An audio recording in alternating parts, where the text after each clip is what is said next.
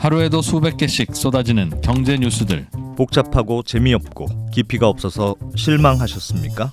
복잡한 건 쉽게, 쉬운 건 재밌게. 재미있는 건 깊게 전해드립니다. 뉴스는 이해다. 언더스탠딩. 유튜브에서 언더스탠딩을 검색하세요. 좋아요 안 누른 당신 부끄럽군요. 구독 누르세요. 네, 만나 뵙고 싶던 그분, 자원순환 사회경제연구소 홍수열 박사님, 어서 오십시오. 네, 안녕하세요. 네, 안녕하세요. 반갑습니다. 반갑습니다. 자원순환 사회경제연구소. 네. 이름이 좀 길어요. 좋은 거 다 갖다 붙였다고 요거 되게 많이 얻어먹고 그냥 쓰레기 연구소입니다. 쓰레기 연구소의 쓰레기 박사 홍수열. 정말 중요한 거 하시네. 쓰레기 같은 박사는 아니니까. 네. 예. 아까 좀 전에 저희가 얘기했던 네. 페트병, 네. 음료수병 분리 배출할 때 네. 페트병의 소재와 뚜껑의 소재는 다르죠. 거기까지는 들었습니다. 보기에도 달라 페트병은 보여요. 페트인 거고 페트인 거고 네. 뚜껑은 PE 재질이에요. 폴리에틸렌. 폴리에틸렌. 네, 네. 네. 완전히 다른 재질이죠. PET가 페트죠.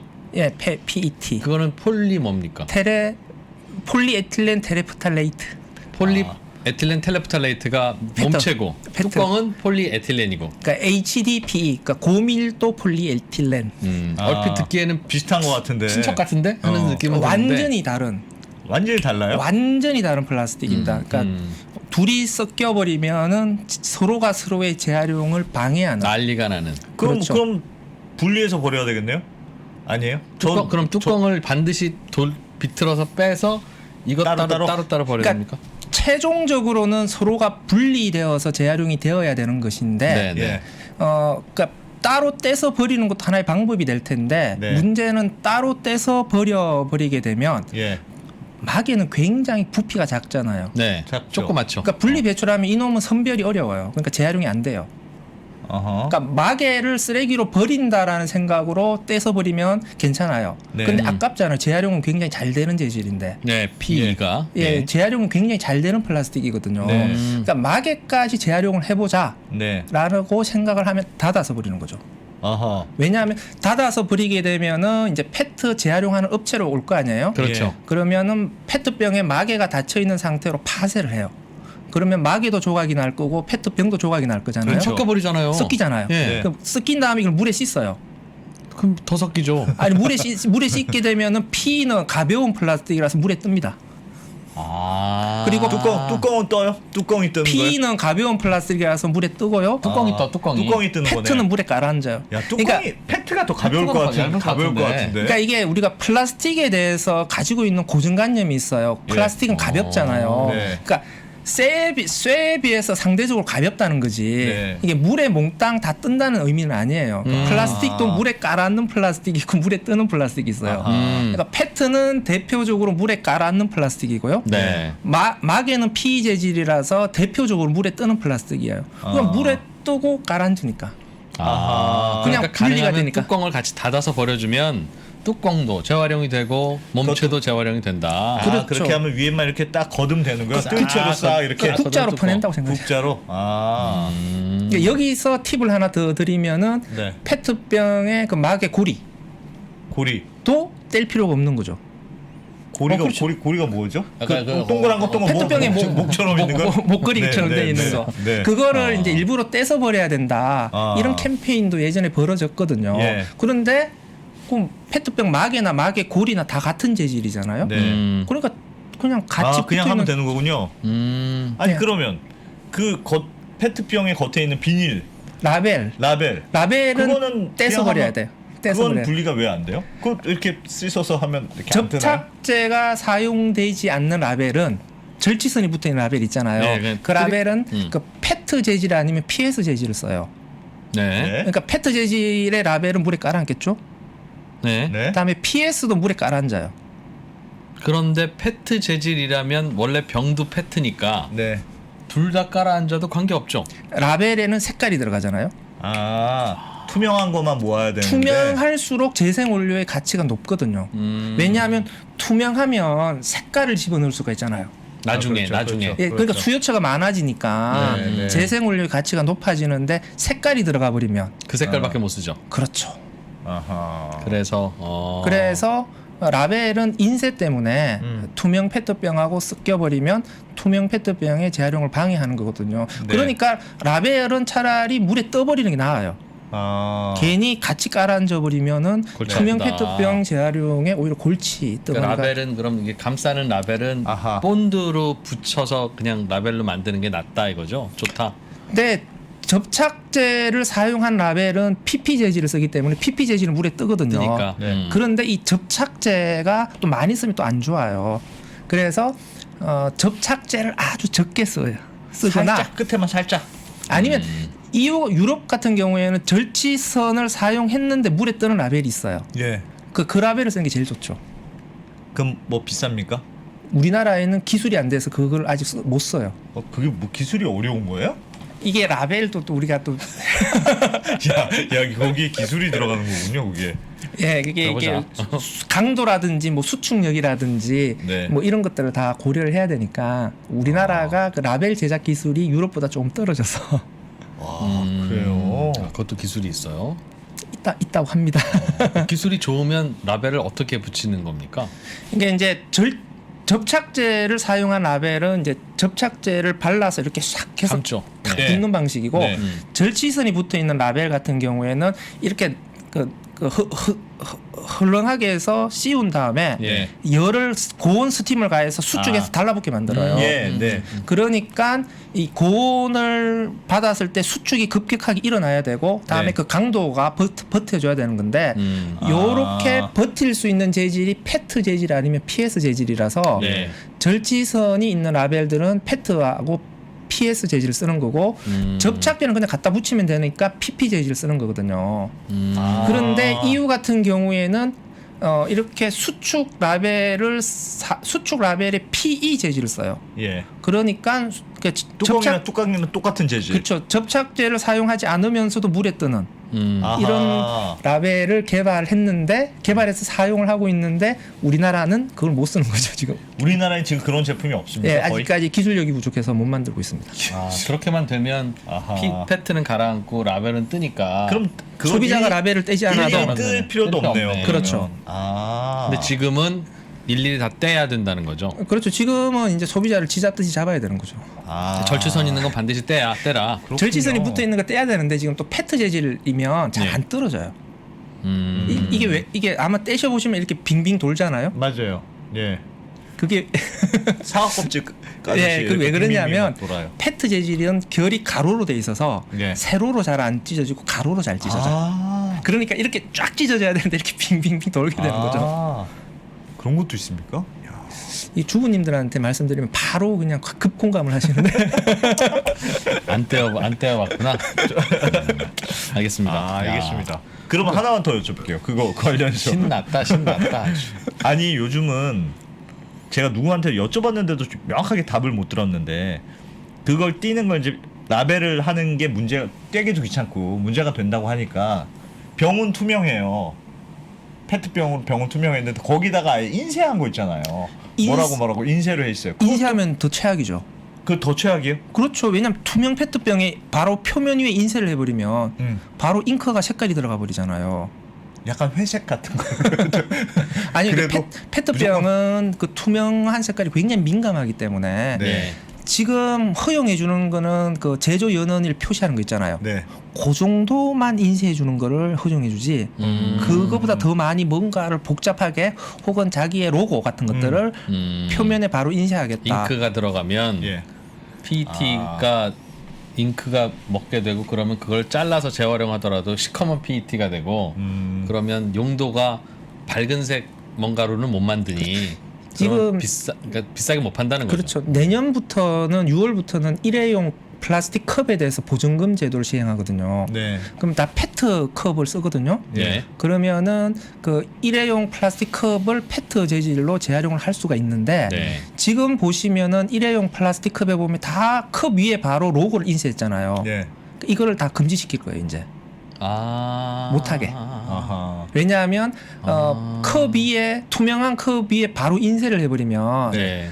그 재생 원료의 품질을 확 떨어뜨리니까 그래서 컵 홀더에 인쇄를 해라. 홀더에. 예. 아 어차피 종이 같은 거 하나 씌우니까. 아. 그게 바로 그런 이유 때문에. 아하. 근데 그것도 종이 쓰이긴 하더군요. PET 컵에 담긴 음료는 시원한 음료라서 네. 굳이 종이 안 넣어도 될 것도 같은데 습관적으로 넣는 것 같기는 해요. 아니 이제 냉음료면 이제 차니까. 미끌미끌해지고 그러냐. 아니, 얼음이 들어가니까 너무 차니까 이제 차니까. 종이 컵홀더를 사용을 하는 거죠. 아. 알겠습니다. 그렇군요. 그래서 그게 그 봐요. 이거 뭐 PET 하나 재활용하는데도 네. 이거 뭐 우리의 상식과도 다르고 의외로 야 그렇구나 하는 걸 뒤늦게 알잖아요. 그거는요 그러면 그 도시락 뚜껑. 대본대로 좀 하자니까 좀. 이제 오늘 이렇게 갈 줄 알았습니다. 도시락 뚜껑도 투명하잖아요. 그거는 뭐예요?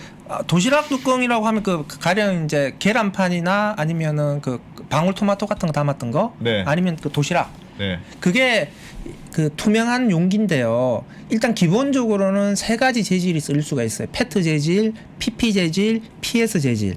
여러 가지로 마음대로 써도 돼요? 아니 세 가지 재질로 그렇게 투명한 용기를 만들 수가 있고 세 가지 용기가 쓰이는데 네. 사실은 페트 재질이 제일 많이 쓰이기는 해요. 네. 근데 우리는 그것을 그 편편한 판으로 이렇게 만들잖아요. 가구 성형을 이렇게 하잖아요. 판으로. 예. 그래서 그걸 판 페트라고 해요. 판 페트. 똑같은 페트네요. 아니 근데 병 페트와 판 페트 같은 페트인데 그러니까 병으로 만드는 거하고 판으로 만든 다음에 이렇게 모양을 성형하는 거하고 그러니까 딸기, 방울토마토 이런 거 담는 플라스틱 그 네네. 마트 가면 거. 네네 그걸 판 페트라고 하는데 이 첨가제가 들어가는 게 조금 미세하게 달라요. 네. 그래서 네. 조금 같은 페트긴 한데 조금 다른 페트.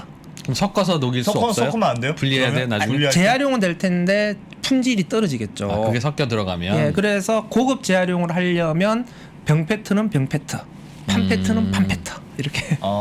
잠깐만. 그러면 그 딸기, 토마토 뭐 이런 거 집어넣는 그 투명한 마트에서 파는 그 박스에다가는 보통은 스티커 붙어 있잖아요. 예. 스티커 띄셔야죠. 스티커는 떼야 되겠지. 그걸 어떻게 떼요? 아니 스티커는 떼야 되는데 그러면 그거를 만약에 종이 스티커면은 안 떼면은 크게 문제가 되고요. 에? 아니 종이 스티커이면 안 떼면 문제가 됩니다. 왜냐하면 예를 들면 뭐 무슨 딸기 뭐 이런 거 붙어 있잖아요. 방금 붙어 있죠. 종이잖아, 종이죠. 이게 이제 종이가 물에 풀어져 버리면 네. 그 종이 물에 풀어진 종이 섬유가 플라스틱하고 같이 섞여서 들어가 버리면 그건 안 뜨는구나, 이물질이 또. 되는 거죠. 그러니까 차라리 이 라벨을 쓰더라도 페트 재질이면 P나 PP 스티커를 써버리면 그 플라스틱이 물에서 그 접착제가 물에서 떨어지기만 하면 그 차라리 물에 떠버리니까 나은 거죠. 종이는 예, 그러니까 종이는 어떻게 할 종이 수가 라벨이 차라리 안 좋습니다. 플라스틱 재활용하는 데 있어서는. 오히려 그러면 그런 거는 재활용하러 가져가더라도 따로 그냥 파묻어 버리거나 재활용 못 하겠네요. 뜯어요? 일일이 재활용하는 손으로 업체에서? 뜯습니까? 못 떴죠. 그 엄청나게 많이 들어오는 재활용 업체에서. 근데 저희한테는 왜 뜨더라고요? 아니, 그러니까 재활용 업체에서 그것을 선별해서 뜯기가 어려우니까. 어렵죠. 소비자가 뜯어서 소비자가 버려라. 뜯지 않으면은 재활용 공정에서는 불가피하게 섞여 들어갈 수밖에 없어요. 섞여 들어간다. 섞여 들어가게 되면 재생 원료의 품질이 낮아지고. 떨어지거나 아니면은 재활용 공정 비용이 올라가게 그러면 되니까. 그런 거는 그냥 쓰레기로 버리는 게 나아요? 그렇게 붙어 있는 안 떨어지는 거. 안 떨어져. 뛰라니까 왜 자꾸 딴 거는 그냥 뛰어요. 그냥 왜 머리 굴리지 말고. 정성이 떨어져. 부족하신 거예요. 정성이 그러면 그 평평한 페트는 거기다 같이 넣으면 안 돼요? 왜 이렇게 투명한 페트병 모아놓잖아요 요즘은. 거기다 넣으면 안 돼요? 예. 이제 따로 그냥 예. 그거는 비닐에다 아니요, 그러니까 넣어야 돼? 진짜 작년 어렵더라고. 크리스마스 때부터 네. 아파트에서는 투명 페트병을 그냥 별도로요. 일반 플라스틱과 분리해서 따로 네. 배출하도록 하고 있고 예. 원래 크리스마스 이제 지났죠. 네. 근데 주택가 지역도 네. 투명 페트병을 일반 플라스틱과 구분해라. 네. 요렇게 얘기를 한 건데요. 모든 페트병이 해당이 되는 게 아니고 예. 생수 음료 페트병만 해당이 돼요. 네. 간장, 그러니까 물엿 이런 거 안 된다는 거죠. 아니 생수 음료에다가 2+1으로 갈 거면 간장 식초까지는 봐줘요. 간장 식초는 봐주고. 이렇게 제일 많이 나오는 게 생수병. 생수병은 알겠지. 생수 음료병이 전체 생수 음료병. 페트병이 80%거든요. 예. 예. 그러니까 생수 음료에다가 간장 식초병까지 투명한 거. 네, 투명한 거 봐주는데 이제 그러니까 식용유, 식용유를 식용유. 담았던 거 안 돼요? 그거 안 되고. 안 되고 샴푸, 세제, 화장품, 그다음에 물엿, 꿀, 올리고당, 그다음에 그 자동차 첨가제, 가글 뭐 이런 거. 얘들은 투명한 페트병이라고 하더라도 플라스틱으로 분리 배출하셔야 돼요. 워셔액. 예, 이런 거 다. 아니 왜 왜? 가글은 왜요? 가글 왜? 뭐 깨끗할 것 같은데. 그 일단은 이제 왜 생수 음료 투명 페트병을 다른 플라스틱과 구분해서 따로 배출하게 하냐. 예. 그러니까 이 목적을 우리가 이제 살펴봐야 되는데 네. 지금 자꾸 우리가 페트병 가지고 뭐 재활용의 완성 뭐 이걸 옷 만드는 걸 생각하거든요. 네. 페트병을 녹여서 폴리에스터 섬유를 쫙 뽑아낸 다음에 이것을 가지고 옷을 만들고 가방을 네. 만들고 네. 신발을 네. 만들고 음. 이렇게 얘기를 하는데 전 세계적인 페트병 재활용의 목표는 바틀 투 바틀 리사이클링이에요. 그러니까 페트병을 다시 페트병으로. 네. 왜냐하면 페트병을 옷으로 만든 다음에 옷이 쓰레기로 버려지면 이 옷은 그냥 쓰레기거든. 재활용이 안 돼요. 예. 그러니까 이렇게 한번 재활용한 다음에 쓰레기로 버리는 것이 아니라 같은 용도로 계속 반복해서 쓰자. 재활용하는 구조가 만들어져야 예. 순환 경제가 되고 제대로 된 자원순환 사회로 가는 거다. 네. 근데 우리나라는 그 생수 페트병을 다시 생수 페트병으로 재활용하는 비율이 몇 프로일 것 같아요? 저 막 얇게 밟아가지고 찌그러뜨려서 버리는데. 20%? 빵 프로예요. 빵 풀어요? 예. 왜 우리 그래도 모아서 버려요. 모아서 가잖아요. 그러니까 그러면. 우리나라의 페트병의 재활용률은 2019년 기준으로 81%예요. 그렇죠. 그만큼 수집한다는 거죠. 예, 수집은 그런데 해요. 그게 페트병이 다시 페트병으로 재활용되는 비율, 특히 생수 음료병이 예. 생수 음료병으로 재활용되는 비율은 0이에요.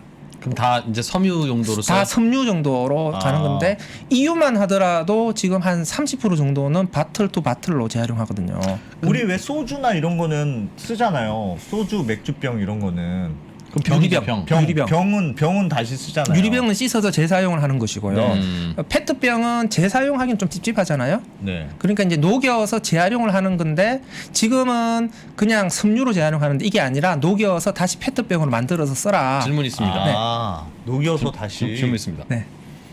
그 페트병을 굳이 페트병으로 재활용하지 않고 지금처럼 페트병을 옷의 원료인 섬유로 재활용하면 옷 만들 때 필요한 나프타나 석유가 적게 들 거 아니겠어요?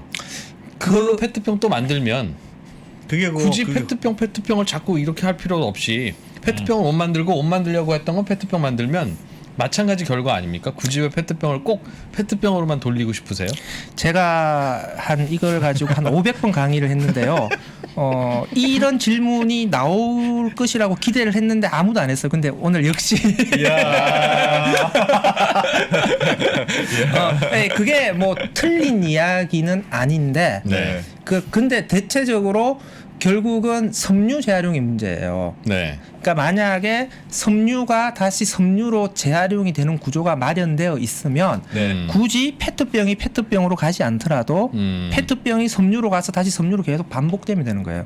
뭐 그렇죠. 그런데 지금은 섬유가 다시 섬유로 재활용되는 인프라나 기술이 전혀 없어요.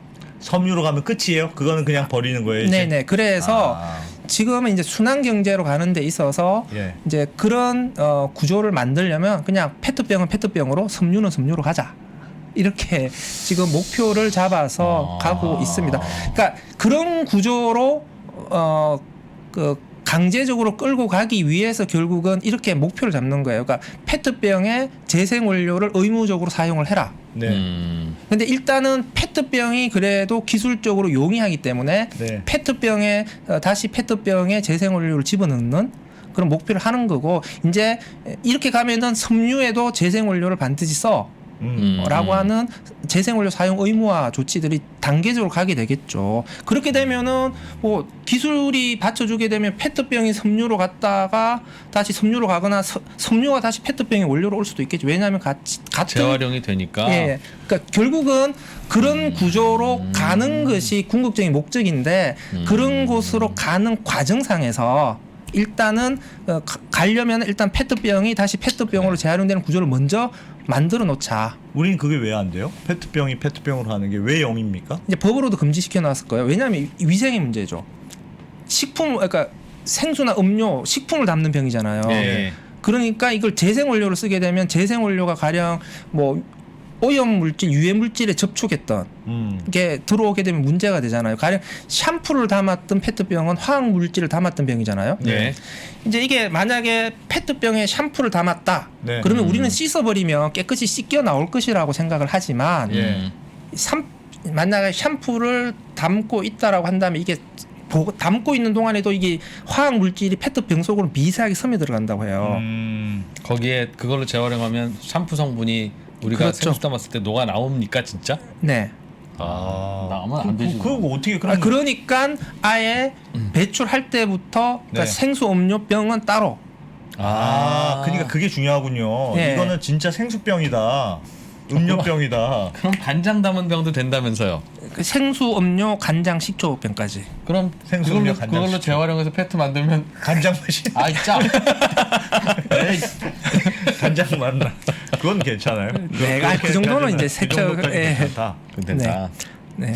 너무 상상력 그래요? 자꾸 발휘하시지 마시고요. 근데 우리나라는 법으로 안 된다고요? 위생 때문에. 그 위생 식품위생법에서 금지시켰는데 네. 내년부터 허용을 해줬어요. 이제는 그러니까 그런 부류로는 법에서 그 바틀 투 바틀 재활용을 할 수 있도록 법에서 풀어주고 네. 그다음에 이것이 실질적으로 구현되도록 하기 위해서 생수음료 투명 페트병만 따로 분리 배출해. 알겠습니다. 라고 그건 하는 돌릴 수 있게. 그 인프라를 이제 만들자라고 가고 있는 그게 거죠. 되려면 그래서 생수병, 음료병만 따로 잘 모아야 되는 거군요. 그러니까 그게 깨끗하게, 되려면 그쵸. 깨끗하게 뭐가 왜- 들어가면 안 되고. 예, 그러니까 왜냐하면 한꺼번에 섞어버리면은 선별장에서 이걸 압축하는 과정에서 오염이 되거든요. 네. 그러니까 아예 그냥 칸막이를 쳐서 네. 야, 근데 그거 잘 안 될 것 같은데 그래도 막 여전히 제가 항상 쓰레기 분리 배출 담당인데 제가 가보면 이렇게 투명 페트병이 쌓여 있지만 거의 샴푸병도 들어가고 뭐 이것저것 다 섞여 있던데. 그 남자들이 문제야. 그 아빠들이 버리죠. 그거. 아빠들이 주로 많이 버리죠. 그러니까 이게 이제 투명 페트병 그거 분리 완벽하게 배출 될까요? 이렇게 홍보를 해버리니까 소비자 입장에서는 이제 모든 투명 페트병이 다 해당이 된다. 네. 이렇게 당연히 받아들일 수밖에 없죠. 네. 그래서 그러니까 투명 페트병 별도 분리 배출이 아니라 네. 사실은 생수 음료 페트병 별도 분리 배출 이렇게 얘기하는 게 맞습니다. 왜냐하면 생수 음료병은 투명한 병만 어차피 쓰도록 되어 있거든요. 네. 그러니까 굳이 그 샴푸 세제병까지 포괄하는 투명 페트병이라는 용어를 하지 쓸 게 말고, 아니고 그냥 생수 음료 페트병 쓰면 되는 거죠. 생수 음료. 예. 아하. 생수 음료 페트병 별도 분리 배출하면은 간장 오히려 식초만 포기하면 되네. 아니 여기다가 이제 홍보할 때 이제 간장 2+1으로 이제 간장 식초 어렵다 어려워. 네. 네 개에 하여튼 생수 음료 간장 저희 식초. 채팅창에서는 네. 물엿 식용유는 굳이 왜 안 되냐? 간장 식초가 된다면 질문을 주셨습니다. 이게 아마 그 끈적끈적한 것들이 네. 세척이 안 된다. 세척이 잘 안 된다. 예, 완벽하게 되지 않아서 그것도 이해됩니다. 이게 조금 이게 굉장히 페트병 재활용이 왕까칠 플라스틱이죠. 오늘 제가 송수열 박사님 쓰레기 박사님을 네. 제가 방송에서 일부러 자주 모시고 하는 이유가 네. 이런 현실을 우리가 알아야 예. 이제 앞으로 딸기, 토마토 이런 거 담을 때도 종이 스티커 못 붙이게 합시다. 그거 물론 이제 농민들이 판매 촉진을 하기 위해서는 필요하긴 한데 그거 좀 단속 좀 합시다. 아니면 플라스틱으로 만든 스티커를 보급을 하든가라고 하는 정책에 여론이 모아지죠. 이거 그냥 뜻있는 사람이 이거 스티커 좀 종이로 하지 말고 다른 걸로 합시다 그러면 왜? 그렇지. 이런다고요. 안 돼 이러면. 그래서 그러니까 이제 사실은 그 우편 그 봉투용으로 비닐봉투를 쓰잖아요. 잡지 네. 같은 거 보낼 네. 때 거기도 주소를 이제 종이 라벨에서 붙이거든요. 어. 그러니까 이런 것들도 나중에 비닐 재활용을 할 때 네. 결국은 그러니까 그냥 그 좀 고품질로 재활용을 하자라고 네. 목표를 세우게 되면 이런 것들도 하나하나 다 문제가 돼요. 편지 봉투에 비닐 붙어 있는 거. 네, 이런 것들도 나중에 그러니까 지금은 굉장히 저급으로 재활용하기 때문에 네. 크게 신경을 안 쓰는데 지금 점점 전 세계적인 추세가 예. 자꾸 고품질 재활용을 목표로 잡고 있거든요.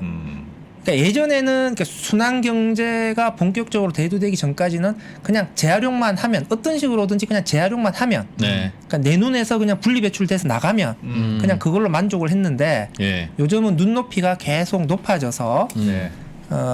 그냥 재활용이 아니라 진짜 고품질로 만들어서 제대로 재활용을 네. 하자 이렇게 가고 있기 때문에 물건을 만들 때부터 그리고 우리가 분리배출할 때도 자꾸 까다로워지는 거죠. 아니 근데 그런 건 있는 것 같아요. 분리배출을 해서 두 가지가 같이 있는 것 같은데 예를 들면 기준이 약간 헷갈려요. 할 때 헷갈려서 그냥 이렇게 막 섞였어요. 음료하고 생수병만 넣어야 되는데 뭐 다른 게 막 섞였어요. 우리 그걸 봐도 뭔가 수거업체에서 알아서 해주실 것 같아. 알아서 해주지 않을까 이런 기대감이 있고 또 반대로 내가 정말 열심히 까다롭게 분리를 해서 다 뜯고 했는데 네, 네. 가져갈 때 그렇게 막 대충 섞여서 가져가는 것 같더라. 그러니까 그런 게 양면이 다 있는 것 같아요. 그러니까 이제 사실은 그러니까 재활용품 분리배출이라고 하는 거는 다수의 일반 사람들이 참여를 하는 거잖아요. 네.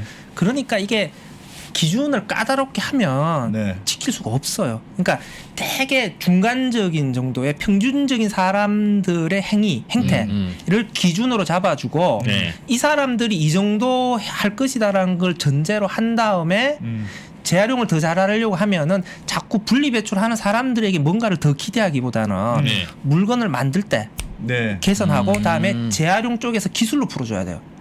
지금은 자꾸 우리나라가 모든 그 재활용이 잘 되는 것에 대한 책임을 자꾸 분리배출하는 소비자들에게 지금 안 그래도 실시간 채팅창에서 다다님이 네.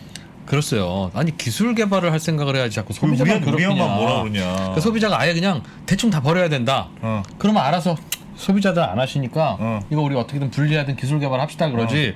우리가 시키는 대로 다 해주면 완전히 뭐 태정태세 문단세로 다 분리하라고 할 거다.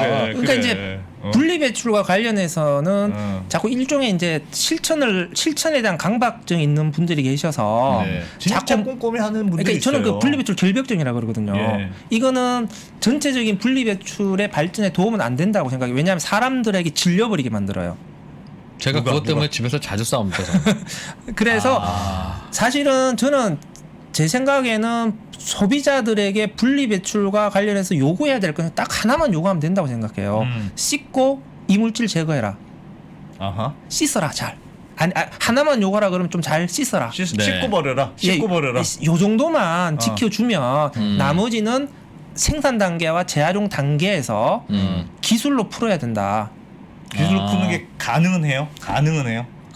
가능은 하지. 하죠. 가령 이제 아까 제가 페트병 같은 경우에도 바틀 투 바틀로 가야 된다 그랬잖아요. 예. 바틀 투 바틀로 가야 된다고 하는 건데 지금 자꾸 우리에게 요구하는 것은 현재의 재활용 방식 기술, 그러니까 미케니컬이라고 하는데 이제 녹여서 다시 페트병 만드는 네. 요 방식을 고집하기 때문에 네. 되는 건데 만약에 재활용 기술들이 더 있거든요. 네. 뭐 아예 유기용제로 녹여버린다든지 다음에 뭐 화학적 재활용이라고 해서 플라스틱을 아예 분해시켜 버린다든지 네, 예. 그러니까 이런 식으로 가게 되면 색깔이 섞이든 오염물이 조금 묻어 있던 관련해서도 그냥 문제없이 다 야, 그거 바틀 투 바틀 좋네. 재활용을 할 수가 그거 있어요. 좋네요. 그래서 그런 자꾸 재활용 관련된 기술들을 개발을 시키면서 예. 재생원료 품질을 높이는 쪽으로 가져가야 되는 것이지 뭔가 우리나라의 재활용 기술이 떨어진다, 재생원료의 품질이 떨어진다 했을 때 그걸 모든 책임을 소비자들한테 덮으시면 안 된다는 거죠. 그러니까 소비자들은 그냥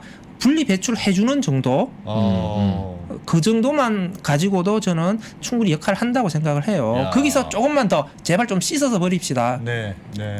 좀 이렇게 음식물 묻어 있는 상태로 버리는 거는 좀 예의가 아니지 않습니까? 그렇죠. 그렇죠. 왜냐하면은 재활용품을 수거하고 선별하는 사람들이 손으로 다 만져야 되는데 냄새 나죠. 예, 그렇죠. 그건 좀 우리가 인간으로 사람이 할 도리가 아니지 않냐. 네, 이렇게 네. 이 정도를 요구를 할 수 있는데 거기서 해서 뭐 맞아. 이거 뭐 나사로 이렇게 드라이브로 나사를 풀어야 되니 말아야 되니 뭐 지퍼백에 있는 그 플라스틱 부분을 가위로 잘라내야 되니 말아야 되니 진짜 결벽증을 맞구나. 뭐 이런 진짜 거를 맞아. 요구를 하게 되면 질리지 않습니까? 아니 그거 있잖아요. 무슨 뭐 요새 우편물에 비닐 있고 종이 있고 하는 것도 이게 다 일일이 뜯어서 해야 되잖아요. 그거 예를 들면 방금 말씀 봉투에 투명 비닐 붙어 있는 비닐 건 있잖아요. 지금은 어떻게 재활용되고 가령 있습니까? 이제 현재 가정에서 배출되는 비닐의 80%는 네. 태워요. 엥? 그 SRF 폐기물 고형 연료라고 해서 그러니까 가래떡 모양으로 이 압축 성형을 해요. 예. 그러면 동가리가 나오죠. 동가리. 그래서 네. 가래떡처럼. 예, 요거를 이제 떡볶이떡? 석탄을 대체하는 용도로 태워요. 연료로 쓴다. 연료로 써요? 씁니다. 태워서. 그러니까 종이도 잘 타고 네. 비닐도 잘 타니까. 그거는 조금 들어가도 상관없군요. 그러니까 그거는. 이런 용도로 재활용을 하겠다라고 한다면 사실은 비닐에 종이 스티커가 붙어 있는 거를 굳이 뗄 필요는 없어요. 그래요? 잠깐만. 그거를 종량제 봉투에다 그냥 넣어버려도 그것도 태우시죠. 소각장이 있는 곳에는 태우죠. 그러면 그건 연료로 쓰는 게 아니고. 그러니까 이게 이제 그냥 태운다라고 하는 행위로 보게 되면 다 똑같은 행위인데 예. 이것도 이제 이제 차이가 나는 거죠. 이제 잘 태울 거냐, 좀 못 태울 거냐. 네. 무슨 말씀이에요? 그러니까 이제 그 성상이 균등하면 예. 잘 타요. 어. 그러니까 들어가는 연료가 네. 열량이라든지 게 균질하면 네. 잘 타고 잘 타니까 오염 물질 발생량도 적어요. 네. 그런데 아. 쓰레기가 뒤죽박죽 되어 버리면은 쓰레기 자체가 가지고 있는 발열량, 열량들이 다 다르잖아요. 그렇죠, 그렇죠. 그러니까 이것을 한꺼번에 태우게 되면은 태우는 게 조금 더 까다로워요. 그러니까 들어가는 연료가 불균등하니까 나오는 열도 뒤죽박죽이라서 컨트롤하기가 어려워요. 그래서 에너지 회수라고 하는데요. 네. 에너지 회수의 효율 측면에서 선별을 잘해서 집어넣는 것과 종량제 봉투에 온갖 쓰레기들이 뒤죽박죽 되어 있는 상태로 집어넣는 것과 조금 차이가 난다 이렇게 봐요. 그럼 결국은 그 연료는 우리가 그 열을 이용해서 뭐 난방을 한다든가 합니까? 지금 저 종량제 봉투를 소각을 하면 소각장에도 그 스팀을 해수해서 그 주변 아파트에 그래요? 난방열 공급하잖아요. 그래서 소각장에서 300m 이내에 살고 있는 아파트는 관리비가 난방비의 절반을 감면받잖아요. 그래요? 아하. 그런 게 있구나. 그래도 그거 태우는 것도 그러니까 하여튼 비닐이면 비닐 이렇게 모아주는 게 좋군요. 예, 근데 어쨌든 딴 데로 세버렸는데 어쨌든 그러니까 고형 연료로 만들어서 태운단 말이에요. 우리가 분리 배출한 비닐은. 네. 그러니까 태운다라고 하는 관점에서 보게 되면은 비닐에 종이 라벨이 붙어 있거나 예. 아니면 지퍼백에 뭔가 이게 붙어 있거나 네. 아니면은 그 파우치팩에 이게 플라스틱 마개가 붙어 있거나 네, 네. 아니면은 과자봉지에 기름기가 좀 묻어 있거나 네. 관계 없다 이거죠. 관계 없는 거죠. 아하. 그냥 다 속이 시원하다. 나 눈물 날 것 같아. 그동안 수많은 날들을. 그런데 정말. 근데 만약에 우리가 비닐에 대한 재활용의 눈높이를 높이자. 네. 태우는 방식이 아니라 이것도 녹여서 다시 원료로 지금 EU가 이렇게 가고 있어요. EU는 2025년까지 모든 비닐은 100% 물질 재활용하는 방식으로 가겠다. 다시 비닐로? 물질지. 비닐 투 비닐로? 네네. 비닐 투 비닐은 아니더라도 어쨌든 녹여서 다시 단 걸로 원료로 쓰겠다. 만들겠다. 그래서 그 비닐의 생산 단계에서부터 복합 재질 아예 못 쓰게 만들겠다. 다 단일 재질로만 쓰게 하겠다. 비닐이 많이 복합 재질인가 봐요. 복합 재질이. 아니 그 과자봉지 같은 거 보도 안에 알루미늄이 뭐 뿌려. 그렇지. 그렇구나. 그러니까 이게 얇은 비닐들이 여러 개 겹쳐져 있거든요. 네. 그러니까 복합 재질이잖아요. 네. 그러니까 여러 재질이 섞여 있으니까 물질 재활용하기가 굉장히 어려워요. 그러다 보니까 결국은 태우는 용도로 쓰는데, 그러니까 EU 같은 경우에는 이제 이것도 다 물질 재활용하는 쪽으로 하겠다. 태우는 방식으로는 아니다. 네, 예. 그러니까 이렇게 목표를 잡아버리면은 이제 우리가 분리 배출할 때도 좀 달라지는 건데, 저는 이 부분도 마찬가지로 예. 그러면 그렇게 갈 거면 생산 단계에서부터 아예 규제 기준들을 명확하게 해서 예. 소비자가 라벨 같은 걸 그렇게 떼게끔 이런 걸 안 해도 네. 그냥 분리 배출만 하면 재활용이 될 수 있는 구조를 만들어줘야죠. 맞아. 박사님 국회로 가시면 됩니까? 어디로 보내드려요? 좀 박수 치려고 그래서. 어디로 보내드리는 겁니까? 박사님을 뭘 시켜드리면 그게 됩니까? 아니 근데 왜 이렇게 안 되는 거예요? 대체 왜 안 되는 걸까요? 지금 박사님 말씀하시는 뭘 대로 하시는데요? 안 되는 이유가 뭐예요? 그게 그 생산 방식을 네. 바꾼다 혹은 재활용의 시스템을 바꾼다라고 하는 것이 단기간에 안 됩니다. 왜냐하면 다 설비잖아요. 네. 그러면 기업들한테도 그 생산 단계에서 재질 구조를 바꿔라 라고 하게 되면은 이거 다 바꿔야 돼요. 네. 그게 또 문제가 되잖아요. 그러니까 이런 부분들은 목표를 명확하게 설정을 해줘야 돼요. 그러니까 우리가 언제까지? 2030년 혹은 2025년까지 재활용은 어떤 식으로 갈 거다. 그러니까 생산자들은 어떻게 준비를 해야 된다. 예. 이렇게 해서 생산자들이 그 목표에 맞춰서 자기들이 인프라를 어떻게 바꿀 것인지 예. 그리고 대기업들은 잘 따를 수 있는데 이제 중소기업들은 전환이 어렵잖아요. 그러니까 이런 경우에는 중소기업들에 대해서 관련된 지원 같은 것도 어떻게 해줄 것인지 예. 예. 이런- 법만 만들어서 되는 게 아니지. 이런 로드맵들이 이제 쫙 나와야 되는 것이죠. 그러니까 소비자가 뭔가 잘한다고 해서 문제가 해결되는 게 전혀 아니라니까요. 그러니까 그럼 재활용만 보게 되면 사실은 소비자가 할 수 있는 거는 많이 없습니다. 그러네. 만들 때부터 해야 되는데 만드는 것도 우리도 깨끗하게 만들고 싶지. 그러네. 근데 이제 그동안의 설비 바꿔야 되는. 그래서 법을 만들어서 뭔가를 만들어서 세상을 바꾸는 게 가능하다면 네.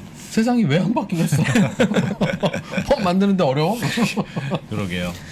그런데 이제 사실은 이제 법을 만드는 것에 대해서 안 된다, 어렵다, 뭐 이런 식의 생산자 저항들이 있었거든요. 예. 그런데 요즘 세상이 바뀌고 있다라고 하는 것은 이미 글로벌 기업들 스스로가 네. 이게 가능하다, 이렇게 가겠다, 이렇게 이제 목표를 잡고 가고 있어서 저는 좀 변화의 흐름들은 분명히 일어날 거다라고 생각을 합니다. 왜 막 그런 기업들 있잖아요. 먼저 이제 비용이 많이 들지만 우리는 이거 다 재생된 원료로만 만든 뭐 옷입니다. 라든지 무슨 신발도 무슨 이거는 식물성 원료로 만든 신발입니다. 라든지 뭐 그런 걸 아예 그래서 좀 비쌉니다. 그렇지만 환경을 생각하시는 여러분들이 뭐 이런 거 좀 사주셔야 되는 거 아닙니까? 뭐 이런 마케팅 포인트도 있잖아요. 그러니까 이런 거죠. 지금 유럽연합에서는 이미 법이 만들어져 있는데요. 예. 2025년까지는 모든 페트병의 재생원료가 25%가 들어가야 돼요. 그리고 2030년까지는 페트병뿐만 아니라 모든 음료 플라스틱 용기에는 재생원료가 30% 이상 들어가야 돼요. 이게 재생원료 사용 의무화 조치인데요. 네. 이게 전통적으로 이런 규제가 나오게 되면 기업들이 막 기업들을 죽이는 거냐, 죽이려고 하는 거냐라고 이렇게 막 예. 강하게 막 비토하는 거잖아요. 네. 근데 요즘은 어떤 경우냐면 2025년까지 재생원료 사용을 25% 해야 됩니다. 네. 그러면 글로벌 기업들은 그래? 우리는 2025년까지 50% 할 거예요. 아하. 그러니까 이런 식으로 뭔가에 대한 규제가 기업들 입장에서는 그 최소 베이스 라인이 돼버리는 거죠. 그러니까 그렇게 해서 그러니까 글로벌 기업들이 이미 제가 볼 때는 피할 수 없는 대세라고 보니까 피할 수 없다라면 아예 이것을 먼저 치고 나가서 자기들이 이 분야에서 선점을 해버리자 그러면 예. 이런 쪽으로 가고 있습니다. 그러니까 기존에는 뭔가의 친환경과 관련된 이슈가 나왔을 때는 계속 그냥 추상적으로 관념적으로 말로서 그냥 떠들면서 예. 그러니까 해결하려고 했다라고 한다면 지금의 흐름은 아주 구체적으로 뭔가의 실행 조치들이 점점 나오고 있다. 이게 저는 이전과 이후에 확연하게 달라진 흐름이라고 생각을 합니다. 그러니까 순환 경제라고 하는 개념과 관련해서 그냥 용어가 말이 바뀐 게 아니고 예. 아예 실질적인 베이스 토대 자체가 지금 완전히 바뀌고 있다. 그러니까 이 변화의 흐름과 방향을 정확하게 기업들이 생산자들이 인식하는 게 필요한 거죠. 만약에 이 흐름들을 정확하게 인식하지 못하고 저게 되겠냐? 예. 예전과 같은 관성에 따라서 맨날 말로만 떠드는 것이 안 될 거야. 이런 식으로 하다가 어느 순간부터 뒤통수를 크게 한 방 맞을 수 있다고 생각해요. 왜냐하면 지금 EU 같은 경우에 글로벌 기업들하고 같이 얘기하면서 차근차근 지금 하나씩 단계를 밟아가고 있거든요. 네. 예. 네. 그러다가 이게 점점 더 어느 정도 쌓이다 보면은 그냥 크게 한번 확 바뀌어버릴 거예요, 기준을. 예. 그러면은 이 넉넉히 있다가 변화된 흐름에 따라가지가 못하게 되는 것이죠. 그러니까 이게 순환 경제라고 하는 거는 그러니까 이전처럼 그냥 말로 떠드는 것이 아니라 순환 경제 개념에서 산업의 질서와 기준들이 예. 새롭게 완전히 재편되는 것이다. 아하. 이렇게 저는 봐야 된다고 생각해요. 그러니까 이게 어떻게 구체적으로 재편되는 것이냐, 그리고 이것에 대해서 글로벌 기업들의 의도는 뭐냐. 예. 그 이쪽에서 자기들이 여전히 그 세계 경제에서 이니셔티브를 지기 위해서 순환 경제와 관련된 표준들을 만드는 데 있어서 어떤 전략들을 갖고 있느냐. 예. 그러니까 이런 흐름들을 주도 면밀하게 관찰해야 돼요, 지금. 아하. 그게 글로벌 룰이 될 가능성이 높다. 그렇죠. 지금 EU 차원에서 이게 주도하고 있는데 지금 나오는 얘기는 내년에 되면 네.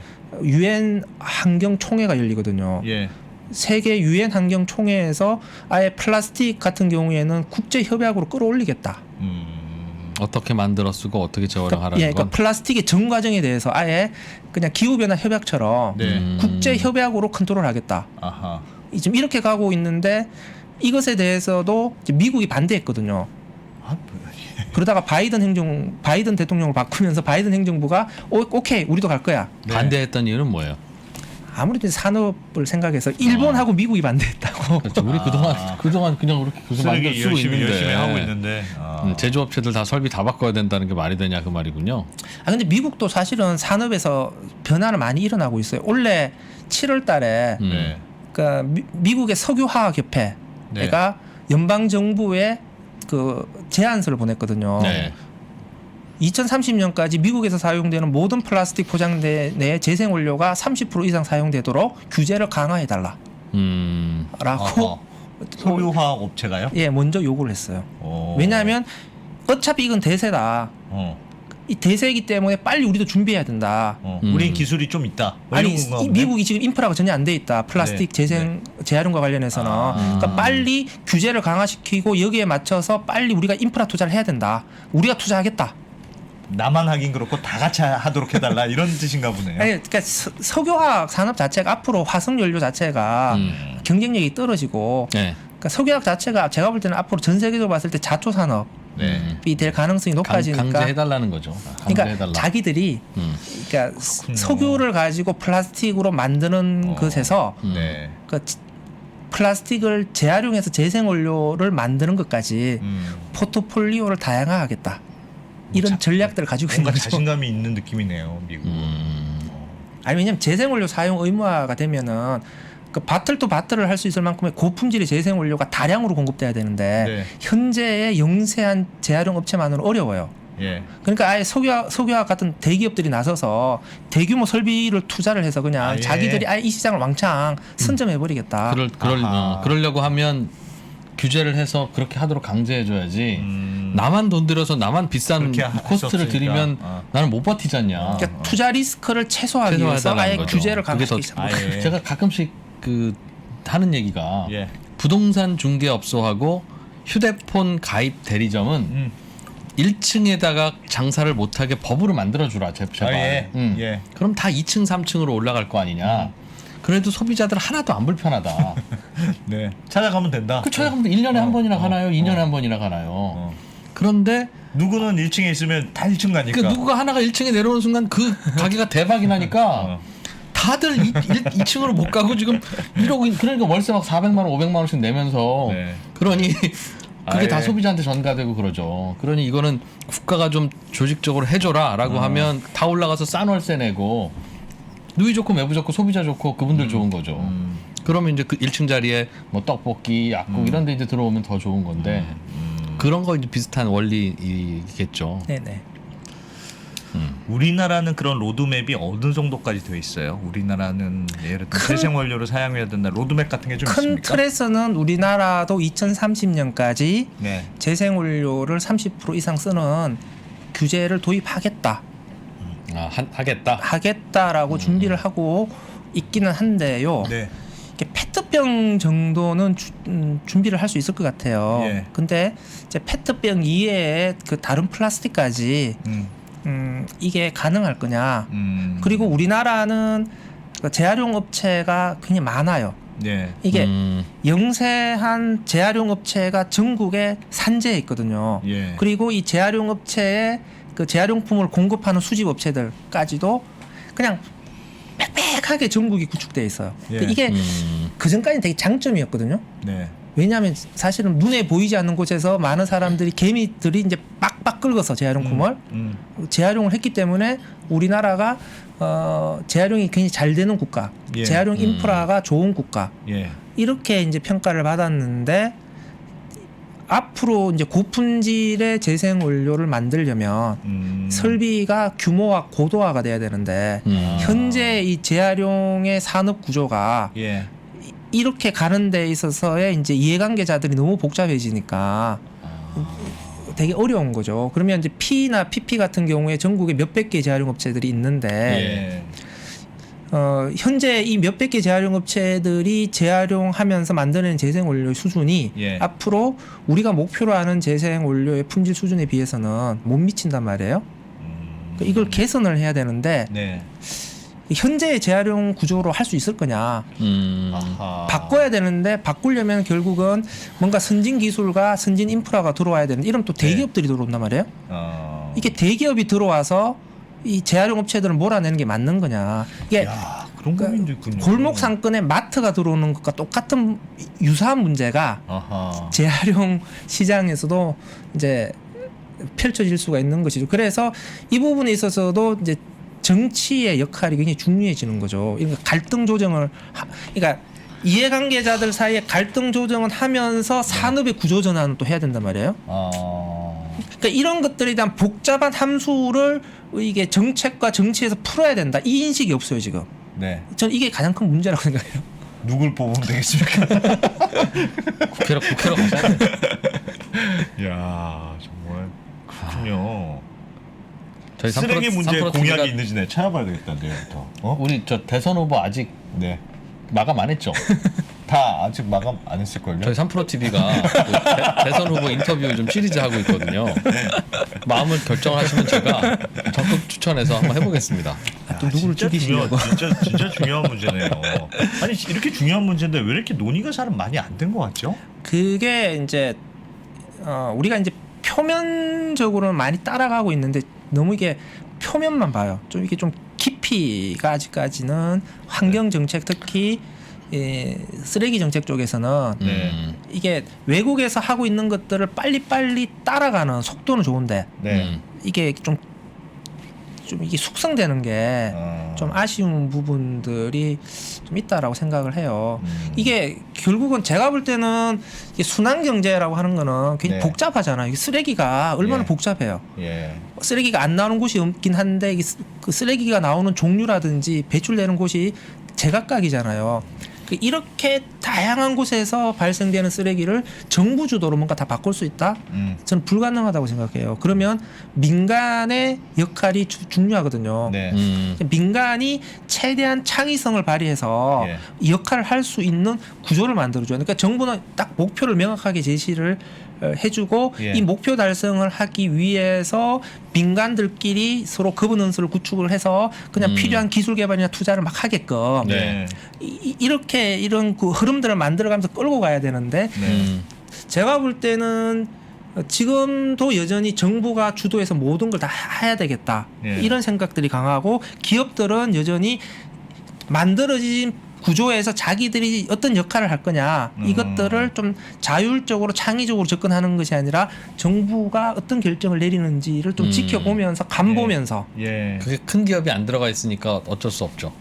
그래서 저는 이제 언론 바닥에 좀 오래 있다 보니까 이 문제가 쓰레기 박사님과 제가 얘기할 때마다 이건 굉장히 중요한 건데 왜 사회 이슈와 어젠다가 안 되는가 생각해 보면 신문방송이 안 다루기 때문인데 신문방송이 왜 안 다룰까? 이게 이런 경제 뉴스보다 더 중요한 게 뭐가 있길래 생각해 보면 이 동네에 광고주가 없는 거예요.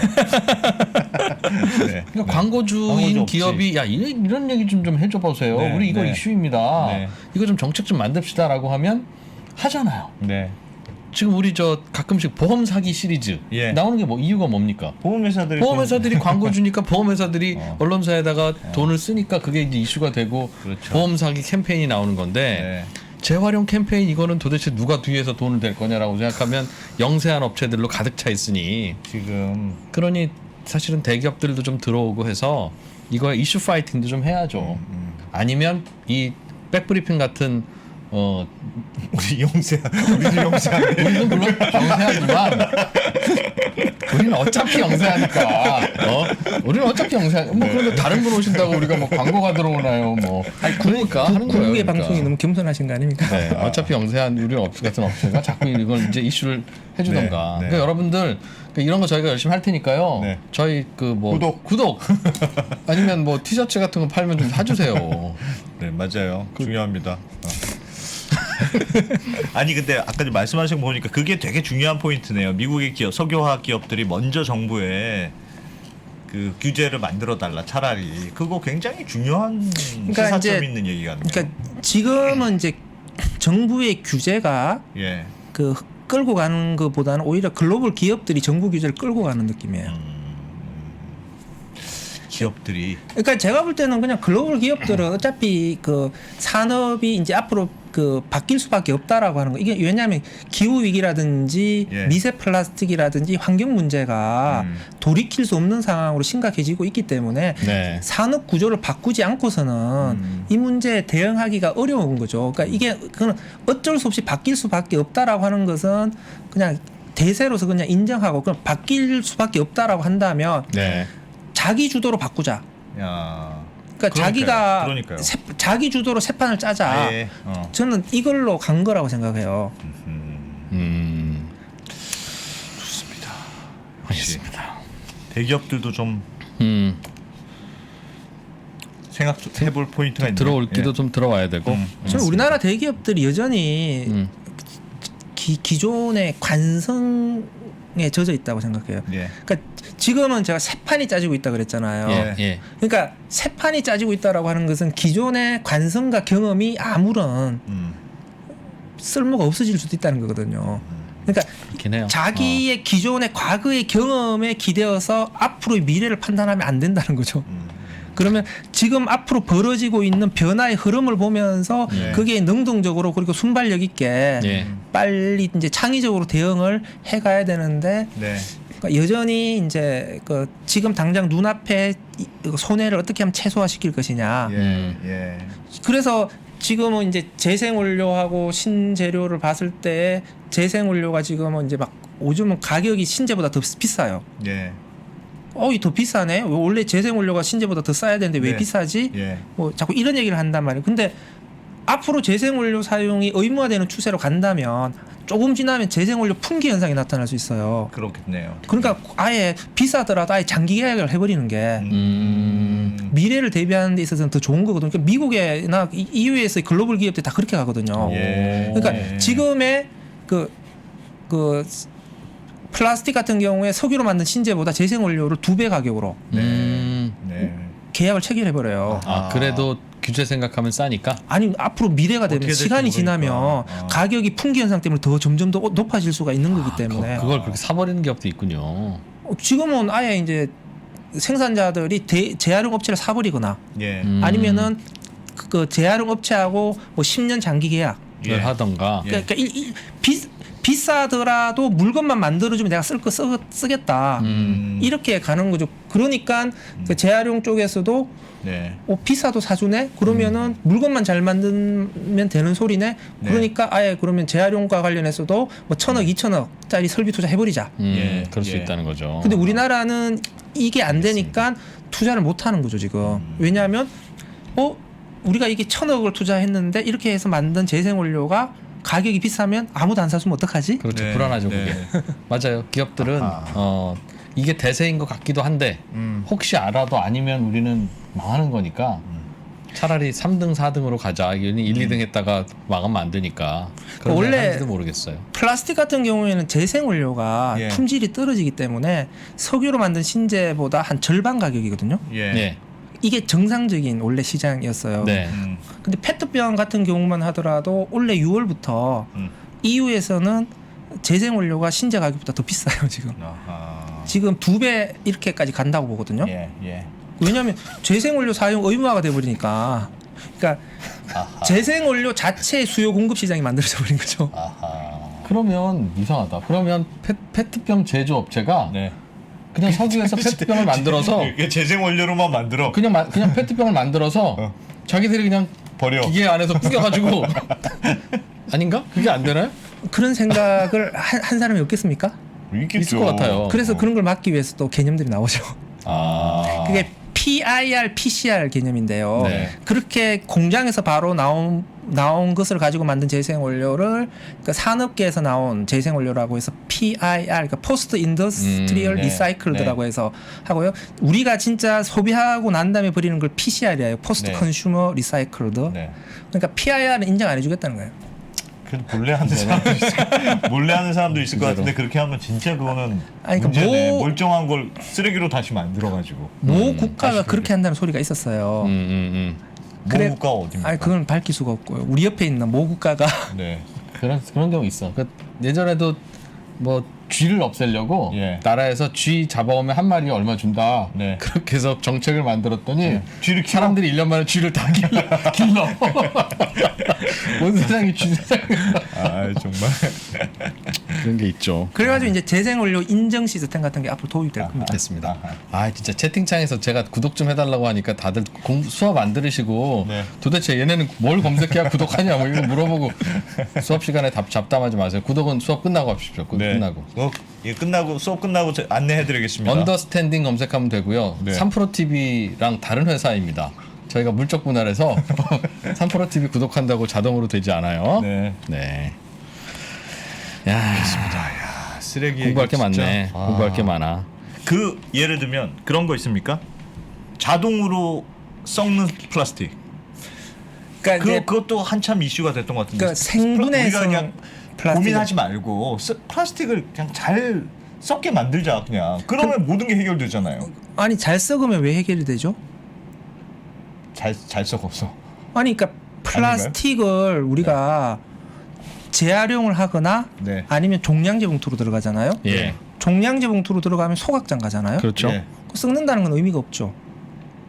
소각하면 그런가요? 되죠. 예. 소각장에서 타니까 썩는다는 것은 의미가 없죠. 네. 그다음에 생분해성 플라스틱은 재활용은 안 되니까 분리 배출을 못 해요. 아. 그러니까 썩는다라고 하는 것이 의미를 가지는 경우 투기되는 경우예요. 바닷가에 막 버려지면 아니 그러니까 뭐 몇백 년 그러니까 걸린다. 잘 썩는 플라스틱이기 때문에 그냥 바다에 버리세요 쓰레기를 이렇게 예. 얘기할 수는 없잖아요. 아 그러네요. 그래서 그러니까 생분해성 플라스틱은 네. 모든 플라스틱을 잘 썩는 생분해성 플라스틱으로 바꾼다라고 하는 것 자체는 네. 당장 실익이 없어요. 의미가 없는 그래요? 거죠. 그러니까 괜히 가격만 비싸지고. 아하. 그러니까 생분해성 플라스틱이 의미가 있으려면 이게 약간 인간이 의도하지 않아도 투기가 그냥 바다로 잘 되는 이게 어구 같은 거잖아요. 어구. 예. 어. 예. 그다음에 농업용 뭐 멀칭 비닐 같은 거. 네. 그물 낚시 뭐 이런. 예. 그러니까 이런 경우에는 생분해성 생분해성으로 대체해 주는 것이 아니 어차피 자연 유실이 많이 되니까 예. 미세 플라스틱 문제를 해결하는 데 있어서 도움이 되는 건데 네. 가령 우리가 일상생활에서 쓰는 플라스틱을 생분해 플라스틱으로 바꾸자. 왜? 굳이 왜? 그렇죠. 그렇군요. 그게 왜 그게 우리가 일부러 버리지도 않는 건데. 어떡하나. 생분해 플라스틱 개발해서 막 주가 올라가는 수도 있는데. 그런 생각 못했어요. 그래서 이 생분해 그러니까 플라스틱이 안 썩으니까 문제다. 네. 그러니까 썩는 플라스틱으로 바꾸면 문제가 해결될 거다. 네. 이건 너무 단선적인 접근이고요. 네. 또 그러니까 종량제 봉투에 넣어서 소각하는데 썩는 게 무슨 의미냐? 예. 또 이렇게 얘기하니까 어떤 분들은 그러면 따로 모아가지고 매립하면 매립장에서 잘 썩으니까 네. 문제가 해결되지 않느냐 이렇게 얘기를 하는데요. 잘 썩는 게 매립되는 게 친환경적인 것 같지만 그건 결코 친환경적인 게 아니에요. 잘 썩는 게 땅에 묻혀버리면 거기서 잘 썩잖아요. 아니 메탄가스가 생성돼요. 네. 메탄가스라고 하는 것은 이산화탄소보다도 지구 온실 효과가 21배나 강하거든요. 굉장히 지독한 온실가스란 말이에요. 생분해성 플라스틱을 땅에 묻으면 메탄가스가 나온다고요? 그렇죠. 음식물 쓰레기라든지 종이라든지 나무 같은 걸 땅에 묻어버리면 네. 땅 속에서 그 메탄가스가 나오거든요. 네. 유기물이니까. 예, 유기물이 땅 속에서 썩어버리면 메탄가스가 나와요. 그러니까 결코 친환경적인 처리 방법이 아니죠. 그러니까 자꾸 썩는다 안 썩는다 요거만 생각해요. 썩는 건 생각하지 말자. 다시 그쵸. 재활용해야 되니까. 땅 속에서 썩는다라고 하는 것도 오히려 환경적으로는 문제다. 그래요? 야, 새로운 개념이네. 박사님 질문이 하나 더 있는데요. 네. 네. 우리가 그냥 이런 거 저런 거 플라스틱들 재활용 못하고 하는 거는 다 그냥 끌어 모아서 태우면 그게 연료가 돼서 열이 나오지 않습니까? 그러면 그 열을 잘 활용하기만 하면 쓰레기는 다 문제. 그냥 잘 태우기만 하면 되는 그러니까 거예요. 그것도 틀린 얘기는 아닌데요. 그러면 그게 제일 어차피 그 열을 내서 난방을 하든 뭐라든 네, 어차피 네. 해야 되는 상황이라면 발전을 하든 뭘 그거 하든 괜히 뭐. 석탄 갖고 와고 석유 갖고 와서 하지 말고 쓰레기 태우면 되는데.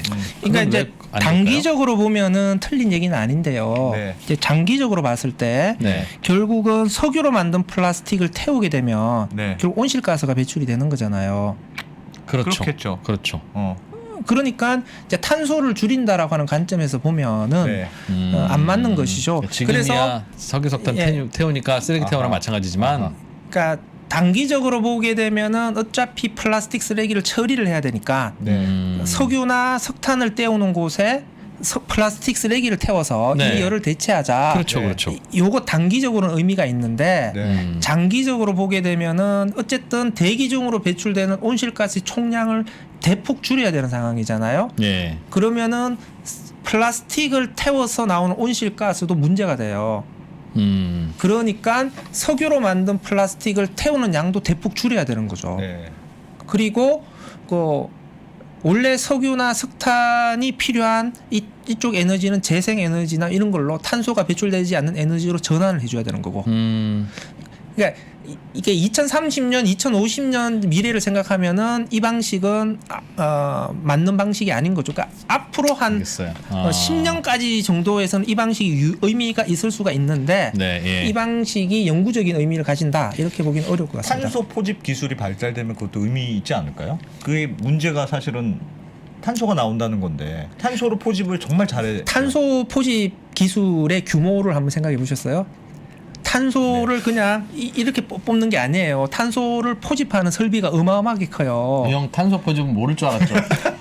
뭐 쓰레기 박사라고 해서 쓰레기만 아닌 줄 알고 아는 척했지. 내가 혼났어. 그래서 탄소 포집의 설비 규모를 생각하면 네. 탄소 그 CCS 설비가 적용될 수 있는 거는 제철소나 시멘트 같은 어마한 대규모 플랜트에는 적용할 수 있는데 네. 소각 시설 정도에는 CCS 기술이 적용되기에는 배보다 배꼽이 10배는 더 클 겁니다. 아하. 그럼 아 정말 어려운 거네 이거 쓰레기. 홍수열 박사님을 뭘 하나 좀 드리면 예를 들면 네. 국회의원을 잠깐 드리든가 네. 장관을 드리든가 하면 네. 뭐 좀 바꾸시고 싶으세요? 네. 환경부 장관이 됐다.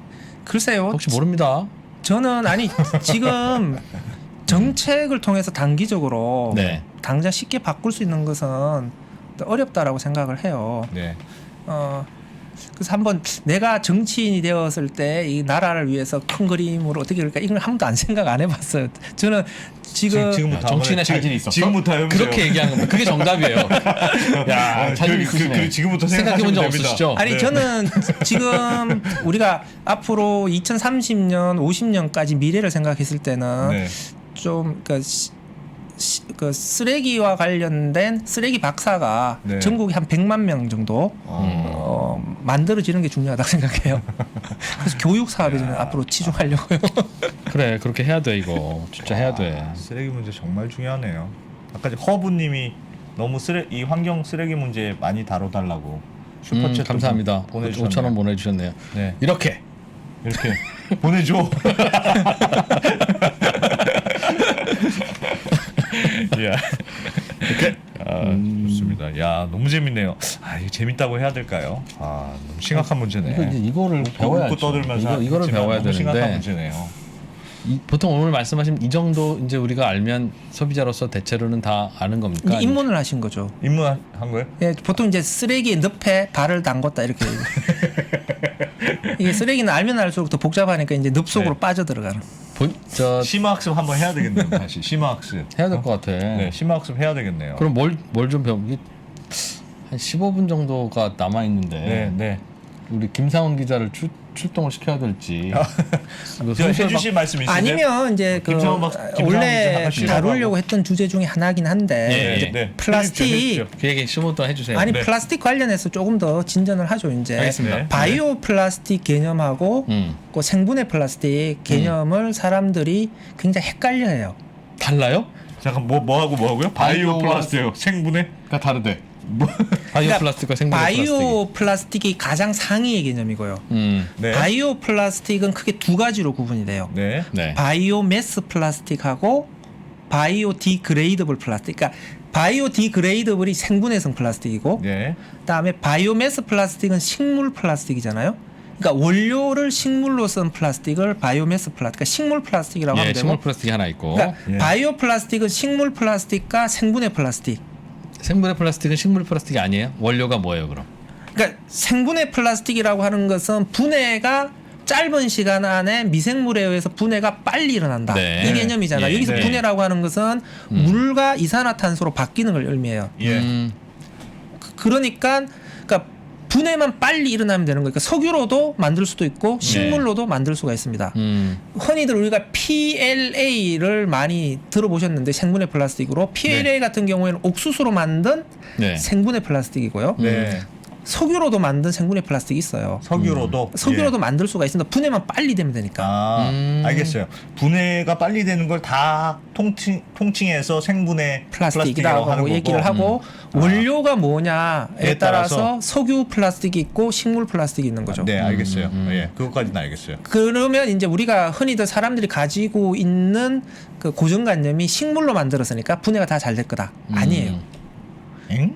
식물로 만들더라도 일반 플라스틱과 똑같은 구조로 만들면 분해가 안 돼요. 그럼 와. 왜 식물로 만들어요, 그러면? 그러면 왜 식물로 만드냐? 네. 석유를 대체하잖아요. 예. 그러니까 소각을 할 때는 식물 플라스틱이 장점을 가지죠. 잘 탄다. 이게 이제 탄소 중립 개념이 네. 2050년 탄소 중립만 있는 게 아니고 예, 예. 식물에도 적용이 되는데요. 네. 식물이 탄소 중립의 성격을 갖고 있다고 얘기해요. 네. 예. 왜냐하면 식물을 태웠을 때도 이산화탄소가 나올 거 아니에요. 나오죠, 예. 당연히. 나무 예. 태우는 거니까. 예, 예. 네. 그런데 식물이 대기 중으로 내뿜는 이산화탄소는 어디에서 온 거냐면 옛날에 광합성을 통해서 대기 중에 이산화탄소를 흡수한 거잖아요. 그렇죠. 그렇죠. 그러니까 원래 있던 자리로 돌아가는 거잖아요. 그렇죠. 네. 그러니까 식물을 태웠을 때 배출되는 이산화탄소는 대기 중에 이산화탄소의 농도를 인위적으로 증가시키는 게 아닌 거죠. 그렇게 순환된 거네요, 그냥. 그렇죠. 그거는. 예. 그러니까 식물을 태웠을 때에 이산화탄소가 배출되더라도 아하. 이 이산화탄소는 온실가스 배출 안 봅니다. 그거는 예, 그러니까 화석 연료라고 하는 것은 땅 속에 묻혀 있는 탄소를 끄집어내 가지고 예. 태워서 날려 보냈으니까 대기 중에 이산화탄소 농도를 인위적으로 높인 거잖아요. 네. 근데 식물은 대기 중에 있는 이산화탄소가 그냥 순환되는 거니까. 아, 그러니까 그렇게 보는 거예요. 그러니까 식물로 만든 플라스틱은 소각을 하더라도 온실가스 배출 안 보게 되죠. 네. 그러면 재활용이 지금 안 되고 있는 플라스틱 같은 것을 예. 식물로 만든 플라스틱으로 대체를 해버리면 그렇죠. 그건 버리더라도 소각을 하더라도 소각을 하더라도 탄소가 추가로 증가한 건 아니다. 그렇죠. 탄소 배출이 추가로 나온 건 아니라고 볼 수 있다. 그러니까 그 종량제 봉투로 버려지는 플라스틱의 경우에는 생분해로 대체하는 것보다는 식물 플라스틱으로 대체하는 것이 환경 개선에 실질적 효과가 있는 거죠. 아하. 야, 맞는 말 같기도 하고. 야, 이거 어디서 뭔가 지금 뭔가 생분해 것 근데 같기도 하고. 예를 들면 생분해는 야. 그러니까 석유화학으로도 플라스틱을 만드는데 좀 잘 썩게 만드는 그런 플라스틱을 만들 수 있다. 그러니까 석유화학으로도. 그쵸. 그거는 큰 의미가 없다는 말씀이시네요. 그러면. 아니 미세 플라스틱 관점에서 보게 되면은 분해가 빨리 잘 되는 게 의미가 있는 거죠. 그렇지. 예, 바다로 예. 흘러가 들어가서 몸 안에 계속 예. 축적되지는 대신에 않으니까. 석유로 만든 생분해 플라스틱은 분해가 되면서 이산화탄소가 나오잖아요. 예. 그렇죠. 그럼 이때 이산화탄소는 온실가스 배출이죠. 그렇죠. 그렇죠. 그렇죠. 왜냐하면 이 탄소는 석유에서 나온 탄소니까. 네, 그런데 네. 질문이 있습니다. 석탄은 제가 배우기로 공룡- 옛날에 식물이 그렇지. 땅 속에 묻혀서 맞아요. 썩어서 됐다고 배웠습니다. 그럼 크게 보면 그렇다면 수십억 길게 년 보면 지구의 그렇습니다. 대기, 네. 수십억 년 지구의 그럼 대기잖아요. 석탄도 식물성이라고 봐줘야 되지 않습니까? 아니 그러니까 우리 현재의 너무 대기 조금 많이 나갔다. 이거 많이 나갔어. 아니 뭐 우리가 지금 현재의 대기 상태를 문제 삼는 거잖아요. 네, 네. 그러니까 석탄이나 석유라고 하는 것은 수억 년, 수십억 년 전에 대기 중에 이산화탄소가 땅 속에 묻힌 거잖아요. 그러네. 그 과거의 탄소를 현 시대의 대기로 내뿜는 것이기 때문에 그것까지 봐줄 수는 예, 없다. 그러니까 지금 자꾸 상상력을 너무 펼치시면 안 된다는 이건 제가 사과드리겠습니다. 식물성 플라스틱은 네. 어차피 그걸 만들기 위해서 식물을 심었을 테니까 식물이 자라야 그걸 만들 수 있으니 식물이 자라는 동안 대기 중에 이산화탄소를 흡수했을 그거 테니까 말되네.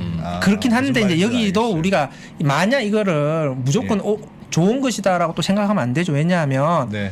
그 식물 원료를 어떻게 조달할 거냐에 또 현실적인 문제가 발생을 하게 되고요. 예. 그 식물 원료 조달을 위해서 또 생태계 파괴의 문제가 발생을 하는 거죠. 그렇죠. 나무 심고 하는데 뭐 그럴 수 있겠죠. 그래도- 아니면 나무 베러 가다가 뭐 그럴 수 그래도 있죠. 석유화학으로 만드는 것보다는 낫다고 봐야 되지 지금 않아요? 환경적으로 보면? 우리 그러니까 전 세계적으로 플라스틱을 1년에 한 4억 톤 써요.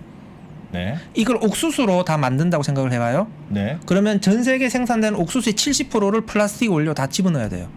아하. 그러면은 식량으로 사용하는 거 외에도 플라스틱의 원료로서 네. 이런 것들 조달하려면 농경지가 대폭 확대돼야 되는데 그렇죠. 아. 이것으로 인한 생태계 파괴 문제가 나오게 되고 야 아하. 생태계 파괴를 최소화시키자 그러면 또 누가 스멀스멀 기어 나오게 되냐면 GMO가 기어 나와요. 아.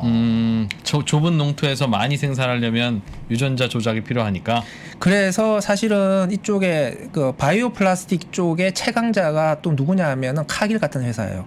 아하. 곡물 회사들. 아. 이미 이 회사들은 몇십 년 전부터 앞으로의 석유 플라스틱은 끝내 저물 수밖에 없을 거고 예. 식물 플라스틱이 대세가 될 수밖에 없을 거다. 그랬을 때 식물 원료를 조달할 수 있는 사람들이 이 세계의 강자가 될 거다. 그렇게 해서 이쪽에 엄청나게 투자를 많이 하고 있어요. 진짜 하기는 뭐 도대체 언제까지 해먹으려고 그러는 건지 정말. 어려워. 그렇기 때문에 그 이제 원료를 단순히 대체하자라고 네. 하는 전략으로는 문제가 안 풀리는 거죠. 그러니까 이런 개선 효과가 있다라고 하는 것이 그러니까 식물 플라스틱으로 대체하면은 플라스틱의 문제가 해결되는 거다. 네. 혹은 생분해 플라스틱으로 대체하면은 미세 플라스틱 문제가 해결되는 거다. 네. 이런 식으로 우리가 얘기할 수는 없다라고 하는 거죠. 아, 너무 어렵다. 그럼 어떻게 해야 돼요? 방법이 하나 있어요. 네. 일단 안 기자하고 저는 네. 결국은 다이어트가 친환경이네요. 일단 덜 먹어. 덜 일단 먹어. 덜 먹는 데서 네. 친환경인 것 같고 네. 덜 먹으면 어떤 효과가 있냐면 자동차 옷을 자꾸 큰 걸 안 사도 돼. 원단이 조금만 늘어. 원단이 조금만 늘어. 아마 그것도 있지만 네. 사실은 뭐 옷을 왜 사는지 몰라도 있는 거 계속 입어도 되죠. 되는데 옷이 뭐 분해되나요? 생분해성 그렇죠, 옷인가? 그렇죠. 그건 아닌데 네. 왜 이상하게 자꾸 작아지지? 달라붙지? 옷이 자꾸 줄어. 세탁기에다 넣는지 네, 뭐 하여튼 이상하게 자꾸 요즘 섬유는 이상하더라고. 분명 일주일 전에 맞던 옷인데 줄어. 맞아요. 그래서 다른 옷 사고 다른 옷 사고 하잖아요. 근데 보니까 오늘 말씀 주신 거 보니까 섬유는 재활용이 안 되네. 이거는. 1% 제한됩니다. 그러니까 이거는 결국은 태우거나 묻어야 된다는 거네요. 그렇죠. 그러니까 우리가 옷을 자꾸 의류 수거함에 넣으니까 네. 이게 재활용이 된다는 착각에 빠져요. 음. 의류 수거함에 들어간 의류는 다른 제3세계로 수출되어서 재사용되는 거죠. 그러니까 그 나라로 가서 쓰레기가 되는 거죠. 결국은 쓰레기로 간다. 그렇죠. 그 나라로 보내지는데도 또 돈이 들고 그럴 테니 네. 옷은 바꿔 입거나 이거 굉장히 중요하네요, 진짜. 아하. 그렇죠. 이제 그러니까 공유 경제로 가야 돼. 그리고 다이어트를 하면 어떤 장점이 있냐면 그러니까 이거 친환경이네. 난 이게 무슨 건강을 위해 사는 거라면 내가 오래 사는 게 과연 친환경일까 고민하다가 뭐 그런 네. 건데 보니까 다이어트를 하면요 네. 옷을 안 사 입어도 네. 멋있어. 다이어트? 사람들이 자꾸 새 옷을 사는 이유가 뭐가 마음에 안 들어. 거울에 비친 내 모습이 마음에 안 들기 때문이거든. 그렇죠. 그래서 그런 말이 있어요. 그러니까 옷값에 뒤에 0을 하나 더 붙이지 말고 벨트 구멍 하나를 줄여라. 줄이면 오태가 훨씬 더 난다. 이유는 아름답게 보인다. 아. 그러면 옷 안 사도 되고. 참. 저도 지금 배 힘주고 있어요. 배고픕니다 지금. 아니요? 맞는 말 같기도 하고 뭐. 그렇죠. 그럼 덜 먹으면 또 뭐 네. 농산물 생산하는데도 또 아하. 도움이 되고. 그리고 덜 먹으면 힘이 네. 없어서 많이 못 돌아다녀. 맞아요. 힘이 없어. 힘이 없어져요. 네. 그러네요. 야, 진짜 재밌네요 오늘 쓰레기 얘기. 저희가 꼭 이거는 하나 더 알아야 된다고 마지막으로 뭐 팁 같은 거 하나 우리가 그건 배웠어요. 뚜껑 이렇게 해서 뚜껑 잘 닫아서 버려라. 아, 요거 하나는 아니 그 기억해야 된다. 국민들이 제일 스트레스 받는 거 배달 용기. 그래 요즘 배달 음식 너무 많아. 배달 음식은 그러니까 사실은 뭐 배달 음식 시키지 말자라고 하는 거는 비현실적인 네. 주장이니까. 예. 그러니까 배달 음식을 어떻게든 시켜 먹고 네. 분리 어떡해요? 배출은 해야 될 거잖아요. 네. 분리 배출할 때 제일 힘든 게 그 어쨌든 음식물을 담았던 용기니까 씻어서 배출해야 된다. 요까지는 알겠는데 네. 깨끗하게 안 씻기잖아요. 안 시켜요. 안 시키죠. 국물 자국이 남게 되잖아요. 네. 그래 그거 좀 덜 씻으려고 배달 음식 시키는 건데. 그래. 그걸 빡빡 씻어야 되면 왜 배달 음식 시켜? 그러니까 이게 씻어도 물론 대충은 해요. 씻어도 국물 자국이 남는 경우 이거 어떡하냐? 예. 네. 쓰레기냐 분리 배출이냐? 뭐 어떻게 분리 해야 돼? 배출하시면 됩니다. 그건 괜찮아요? 네. 왜? 왜? 아까는 물엿도 안 되더니. 그러니까 이제 우리가 재활용의 눈높이를 어디에 맞추느냐에 따라서 달라지는 거죠. 네. 그러니까 배달 용기는 PP 재질이거든요. 폴리프로필렌. 네. 그 PP 재질은 색깔이 너무 다양해서 네. 색깔별 선별을 안 해요. 페트병은 아. 투명한 페트병 아하. 재활용하려고 하는데 아하.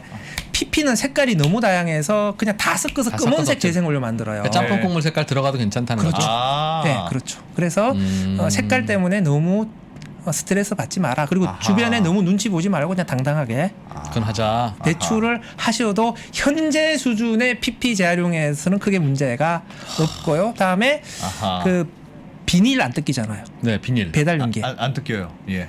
배달 용기 비밀이 뭐예요? 아니 비닐을 덮잖아요. 뚜껑. 네. 비닐로 덮은데 이게 잘 안 뜯기잖아. 테두리 부분. 이렇게 하는 거 이게 그거 뭐죠? 랩 같은 거, 랩 랩, 같은 랩 거. 말고 그냥 비닐로 이게 압축 포장을 하거든요. 아, 그러니까 용기 테두리에 네네네. 비닐이 뚜껑 없이 그냥 비닐만 쫙 붙이는 거. 예, 안 떨어지잖아요. 잘. 안 떨어져요. 맞아요. 예. 이 경우에 저거 그 테두리를 가위로 다 잘라내야 되냐. 네. 그렇지. 뭐 이렇게 하는 건데 비닐이 조금 묻어 있어도 괜찮아요. 괜찮아요? 감사합니다. 감사합니다. 그게 비닐은 PE 재질이거든요. 비닐은 PE 재질이고 용기는 PP 재질이잖아요. 네. PE하고 PP야말로 한 집안이에요. 아. 그러니까 PE하고 페트는 완전히 딴 집안인데 네. 네. PE하고 PP는 그냥 가까운 한 집안이에요. 네. 야. 그러니까 조금 섞여 들어가도 괜찮아요? 현재 수준의 재생원료. 너는 괜찮다. 예. 괜찮았구나. 아. 야. 그러니까 앞으로 우리가 재생원료의 품질을 높이자. 이렇게 가면 이런 것도 안 될 텐데. 네. 어쨌든 현재는 괜찮아요. 현재는. 아, 저 하나만 더 물어봐도 돼요? 저기도 질문 올라왔는데 컵라면 용기 예. 뚜껑 그거는 뚜껑 막 반짝반짝 하잖아요. 그거는- 밑에는 종이 같고 그런 건 어떻게 해야 돼요? 저 진짜 그 맨날 고민이던데. 그 비닐로 분리 배출을 하면 되는 건데요. 뚜껑은 비닐로. 예, 예. 이거는 그냥 종이 있는데 버리고 되고. 그 종이 플라스틱 용기이면은 폐지로 버리면 돼요. 네. 그런데 그 컵라면 회사 용기 같은 경우에는 바깥에 플라스틱이나 뭐 스펀지, 그러니까 스티로폼 비슷하게 코팅이 돼 있는 경우가 있어요. 아. 그 모 회사가 있어요. 아. 그 S사인데 네. 그 회사 같은 그런 용기는 쓰레기예요. 그냥 그거 쓰레기로 버려야 돼요. 그거는. 예, 예. 그게 조금 케이스 바이 케이스인데. 플라스틱으로 버릴 수도 없고 종이로 버릴 수도 없고. 네, 예. 그런 경우에는 그렇게 해야 되고 그다음에 그 스티로폼으로 되어 있는 컵라면 용기 있죠. 예. 네. 이 경우에는 또 국물 자국이 문제가 되는데요. 네. 그렇죠. 스티로폼은 흰색만 재활용이 돼요. 아 그럼 소각이네요 그럼. 아 근데 이거를 만약에 국물 자국 없애려면은 이틀 정도 베란다에 놔두면 돼요. 그럼 국물 자국이 날아가요? 예. 베란다여야 돼요? 베란다 이렇게 햇볕을 받으면 분해. 그게 카로티노이드라고 하는 색소 때문에 완전 이놈이 지용성이라서 물에는 안 져요. 아 그렇죠. 그런데 이게 햇볕을 받으면 분해가 돼요. 그런 게 있어요? 와. 오. 그래서 그냥 베란다에 그냥 다 한 이틀 정도 놔두면 지가 알아서 그냥 색깔이 빠져요. 그냥 물로 빠득빠득 씻으려고 애쓸 필요가 없다는 소리죠. 아, 알겠습니다. 네. 와. 베란다 없다 우리 집에 발코니 확장해서 베란다 없는 분들은 그냥 그 예, 베란다 햇빛 있는데. 베란다였던 자리에 놓으면 넣으셔도 됩니다. 그리고 딱 하나 사람들이 많이 헷갈리는 거 네. 양파망. 양파망. 양파망 쓰레기 아니고 비닐로 버리시면 돼요. 알겠어요. 아, 양파 망은 그 비닐이구나 그게. 아, 비닐이 같아요. 갈등이었어. 이게 플라스틱이나 비닐. 비닐이구나. 야, 알겠습니다. 알겠습니다. 닭뼈, 돼지뼈, 생선뼈는 그냥 쓰레기. 음식물 쓰레기로 그냥 버리세요. 음식물 쓰레기로. 예. 그 아니, 닭뼈면 안 된다고 그 배웠는데. 사료로 먹잖아요. 그래요. 그거는 그냥 분리 배출 아니 요새 쓰레기통에. 돼지 아프리카 열병 때문에 네. 돼지 사료를 안 가요. 못 가요. 금지돼 있어요. 아, 어차피 우리 음식물 쓰레기는 그럼 어떻게 써요? 이제 그 건조시켜서 네. 퇴비로 가거나 네. 아니면 이제 동해등해라고 혹시 파리과 곤충이 있어요. 네. 얘들 먹이로 가요. 걔네들은 왜 길러요? 그게 그 단백질이잖아요. 아. 그래서 그게 그렇게 길러서 그놈들을 양식용 사료? 그런 걸로요? 예, 이게 동해등해가 앞으로 유망 산업인데요. 왜냐하면 이거 뭐 진짜 처음 들어본 난생 처음 들어본 얘기들이 끝도 없이 나오네. 우리 몰래 돈 벌고 있어서 많은 사람들이. 와. 동해등해가 이놈들이 음식물 쓰레기를 엄청 잘 먹어요. 아니 그러니까 뼈하고 뭐고 다 그냥 음식에서 나온 건 다 음식물 쓰레기로 넣어라. 저는 된다. 저는 그렇게 하는 게 맞다고 생각을 해요. 저도요. 정말. 나 그거 돼지가 또 먹을까봐 그냥 알겠습니다. 알겠습니다. 그냥 야. 음식물 쓰레기로 넣어라.